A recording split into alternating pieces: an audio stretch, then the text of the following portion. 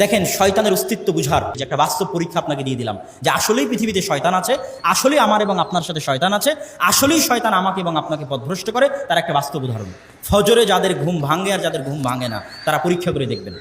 ফজরের রাত্রে ঘুমানোর সময় আপনি যদি উজু করে আয়াতুল কুরসি পড়ে, নাস ফালাক ইখলাস পড়ে, এভাবে হাতে থু দিয়ে গোটা শরীর মেখে ঘুমানোর দোয়া পড়ে ঘুমালেন, মানে প্রত্যেকটা হচ্ছে শয়তানের দরজা আপনার রক্তনালীতে বন্ধ করে দিচ্ছে।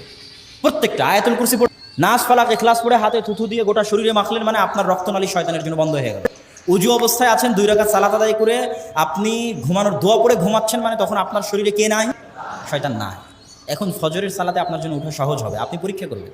শয়তানের অস্তিত্ব বুঝার জন্য আপনাকে পরীক্ষা দিলাম। আরেকদিন আপনি অজুও করলেন না, সালাতও আদায় করলেন না, নাস ফালাক ইখলাসও পড়লেন না, আয়াতুল কুরসিও পড়লেন না, ঘুমানোর দোয়াও পড়লেন না, মোবাইল চালাতে চালাতে ঘুম চলে গেলেন। আপনার শরীর কার কন্ট্রোলে? শয়তানের কন্ট্রোলে। পরীক্ষা করে দেখবেন।